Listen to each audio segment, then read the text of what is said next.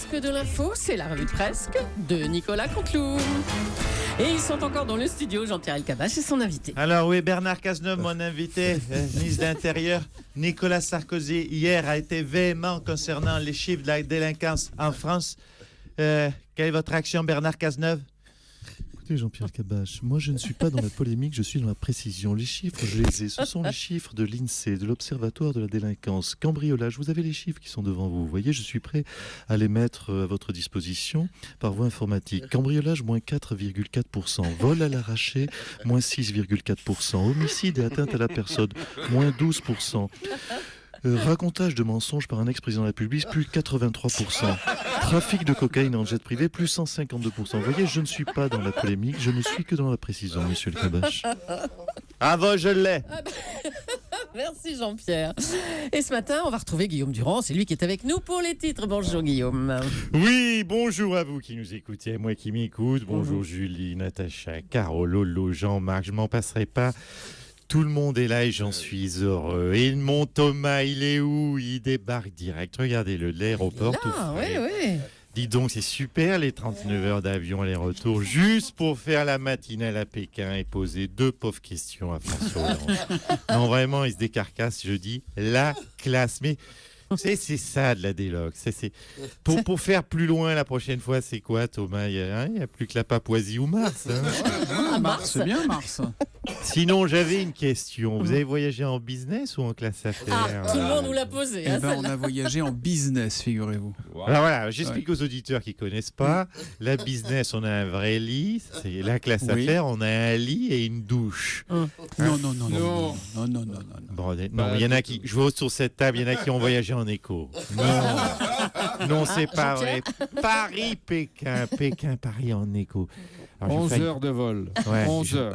Jean-Pierre. Pour te faire plaisir. Je vais vous faire une confidence, Jean-Pierre. J'ai jamais fait de l'écho, moi. Parce que l'écho, la classe écho, c'est comme un RER à Châtelet aux heures de pointe, mais pendant 18 heures, vous voyez. Vous avez carrément donc voyagé debout quasiment. Ouais.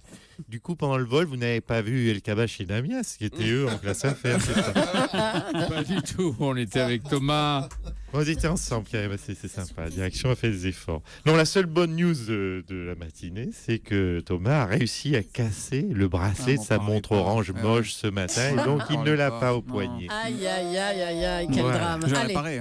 on peut revenir à l'actualité, Guillaume. Oui, pardon, excusez-moi de ces digressions. On va dire un petit mot des prix littéraires, par exemple, les prix décernés hier. Voilà, avec joie. Alors à ce propos, je vais vous étonner, mais je n'ai pas trop eu le temps de bosser ce matin, car justement, j'étais à la petite fête organisée à propos des prix littéraires au restaurant Montana, du Montana à la gauche caviar. C'était très sympa. Il y avait Mathias Sénard, le prix Goncourt. Oui, il y avait Delphine de Vigan pour le prix Renaudot. Il y avait Flore Pellerin qui a félicité Masterchef pour le prix Tournedos. Oh là là, non. Mais oui, mais elle a pas le temps de voir Jack Lang, alors elle a été mal briefée. Bon. Bref, allez, je finis mon bliss au caviar de la mer Caspienne, c'est comme la mer Poulard mais en plus loin, et je suis à vous pour les tirs. On vous écoute, Guillaume. Transport aérien au placard, petit résumé, les syndicalistes d'Air France sont en tôle. Les gars d'Air Cocaïne sont en tôle. Bon, écoutez, visiblement, Julie, la justice en veut au transport aérien. À chaque fois, les gars sont interpellés à 6h du mat'. Alors, les avocats respectifs ont gueulé, mais également William Lémergie, qui n'est pas content. Oui, forcément, les gars sont peinards devant Télématin. Les flics débarquent, du coup, ils éteignent la télé et Télématin avec, avant de partir en prison. Et ça fait baisser les audiences de Télématin. D'accord, oui, ils écoutent Europe 1. Pas bête, bravo Julie, très corporate Julie ce matin. Marche arrière du gouvernement pour les impôts de nos papis et mamies. Alors, franchement, j'ai rien compris au dossier. Alors, je vais vous expliquer un petit peu d'après ce que j'ai vu. Si vous avez payé, vous ne payez plus la demi-part de l'exonération du veuf à 15%. Ouais, bon, écoutez, rien capté. Moi, ça me fait mal au cœur, franchement. Quand je vois des petites papilles et mamies qui s'en sortent pas financièrement. Et d'ailleurs, je tiens à les rassurer, il y a un vrai truc tout simple pour niquer les impôts, c'est le décès en cours d'année. Oh, Guillaume, allez. Ah mais c'est magique, c'est impôt zéro pour vous, Non, franchement, Guillaume, alors. Oui, je sais pas si je les ai bien rassurés. Et puis, gastronomie, le kebab ne passera pas par moi. Robert Ménard l'a dit, il ne veut pas, je cite, que Béziers devienne la capitale du kebab. Alors, Robert, pourquoi pas? C'est vrai que le kebab, ça peut aller de très bon jusqu'à l'attentat digestif. Et là, vraiment, tu te demandes s'il n'y a pas des gars de Daesh en cuisine. Mais bon, je reviens à Robert Ménard, mon Roro. Si tu veux laisser ton nom dans l'histoire, il faudra trouver autre chose. Hein. Mandela, Gandhi, Kennedy, ils n'ont pas laissé leur nom dans l'histoire en faisant chier les snacks et les camions à pizza. Allez, Ok. c'est bon. Merci Guillaume, ça sera tout pour Merci aujourd'hui. Julie. Et on va revenir sur cette déclaration étonnante de François Hollande hier sur Europe 1. Le succès de la COP21 est possible, mais pas certain. François Hollande, vous êtes en duplex de Corée du Sud cette fois-ci. J'ai rigolé, regarde. François Hollande Regarde au fond du petit verre, il y a la femme à poil. Et regarde au fond du gros bol, il y a Merkel à poil. Ah non, François Hollande, on vous entend François Hollande. Hein Allô François Hollande, on vous entend, vous êtes sur Europe 1 là. Hein Oui. Alors dites-nous, ça se passe bien ce voyage en Asie? Oui, tout à fait. Écoutez, je crois que je suis en train de trouver mon style présidentiel. Oui, qui s'intitule « Le succès de la COP21 est possible, mais pas certain ». C'était ma grande phrase en Chine. Oui. Mais j'en ai d'autres, vous savez. La baisse du chômage est envisageable, mais pas complètement. Vous en avez J'en ai d'autres, hein oui, oui. Nous allons probablement relancer la croissance, mais ce n'est pas certain. Je suis bien là, non? Très bien. Et pour 2017, alors, ça donnerait quoi? En 2017, j'ai toutes les chances d'être réélu, mais pas sûr. Bon, Voilà. Bah voilà, c'est bien. La Chine, on va parler de la Chine un petit peu. Elle reste un pays autoritaire, surtout en ce qui concerne le contrôle de sa démographie. Car même si la politique de l'enfant unique va s'assouplir, il est toujours interdit d'avoir plus de 2 enfants. Oui, vous savez, vous êtes dans le cliché avec cette musique de fond. Vous ne duperez pas l'auditeur attentif. Allez-y. Oui, donc il est interdit d'avoir plus de 2 enfants. Mais Bah il y a oui. des leçons de sagesse à tirer de nos amis chinois.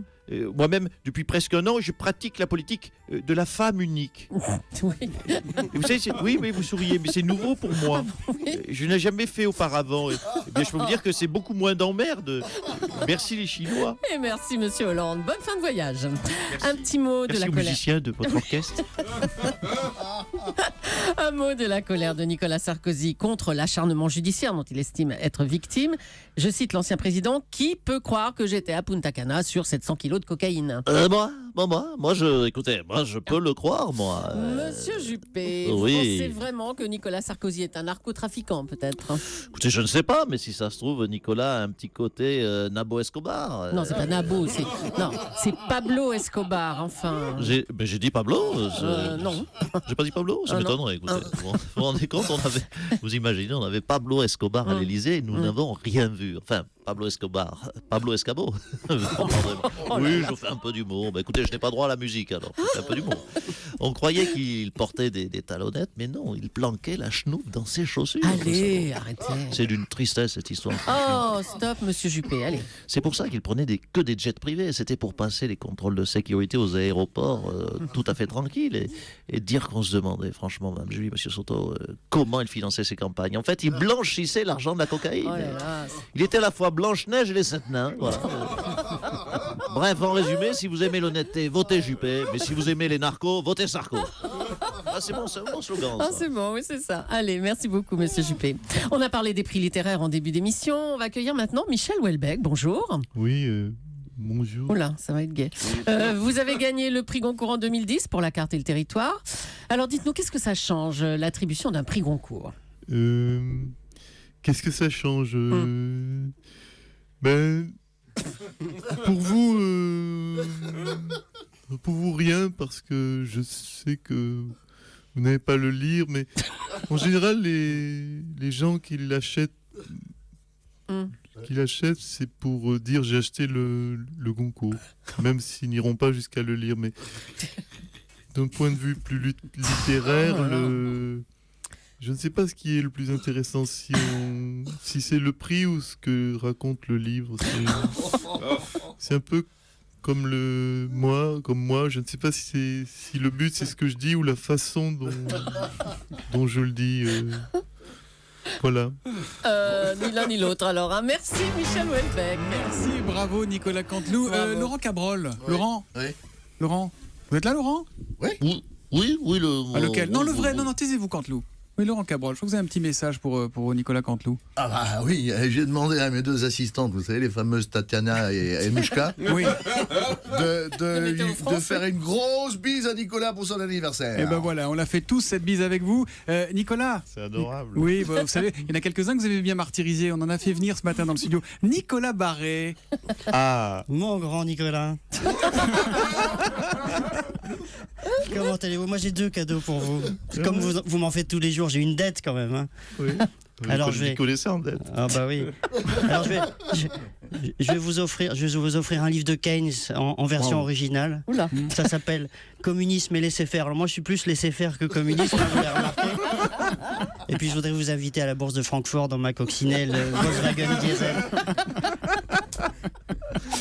Bravo Nicolas. Nicolas Canteloup, on vous laisse tranquille? Non, on vous laisse pas tranquille. Jean-Pierre. Merci de m'imiter si bien. C'est le vrai qui parle. Hein. Oui, bon anniversaire. Hein, et reste comme tu es, beau, élégant, imaginatif. Et surtout drôle sans méchanceté, ça c'est pas mal. comme vous, Jean-Pierre. Ah oui. Mais c'est lequel qui parlait? Bon, et puis... non, je crois qu'on est en retard. Ah bah non, Denis Oliven. Non. Denis Oliven. Oh non, on n'aurait pas fait ça. Ils sont venus, ils sont Eh ben, tous là. Le Eh patron oui. d'Europe 1. Mais oui, je voulais moi aussi souhaiter un bon anniversaire à Nicolas parce qu'il exprime l'ADN de la station. Et en plus, je sais quel est son secret de jouvence. Je sais pourquoi le temps n'a pas de prise sur lui. C'est à cause de Revitalift. Voilà. il a Donc, lâché un bon glissé. anniversaire, Nicolas. Merci, Denis. Merci à Voilà. tous. Merci beaucoup, Nicolas Canteloup et ses auteurs. qu'on Oui, retrouve Philippe demain. Cavrivière, Laurent Vassilian et Arnaud Demanche.